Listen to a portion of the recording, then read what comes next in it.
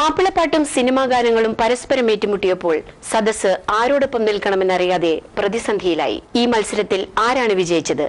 കാണുക friends creations Eid ഇശൽ. മാപ്പിളപ്പാട്ടും cinema ഗാനങ്ങളും തമ്മിൽ നേരിട്ടുള്ള മത്സരമാണ് നടന്നത്. മാപ്പിളപ്പാട്ടിനെ പ്രതിനിധീകരിച്ചുകൊണ്ട് ഹാഷിം കൂടാളിയുടെ നേതൃത്വത്തിൽ ഇശൽ ടീം അണിനിരന്നപ്പോൾ സിനിമാ ഗാനങ്ങൾക്ക് വേണ്ടി അക്ബറിന്റെ നേതൃത്വത്തിലുള്ള ഗായക സംഘം മുന്നോട്ട് വന്നു. ഇരു ടീമുകളും നല്ല നിലവാരം പുലർത്തിയതായി വിധികർത്താക്കളായ ലിൻസി ബേബി, ജലീൽ കൊച്ചിൻ, സലീം ചാലിയം എന്നിവർ വ്യക്തമാക്കി. പരിപാടിയുടെ മുന്നോടിയായി Aleena Susan baby, Leena Maria baby എന്നീ കൊച്ചുകുട്ടികൾ അവതരിപ്പിച്ച സ്വാഗതഗാനം ശ്രദ്ധേയമായി.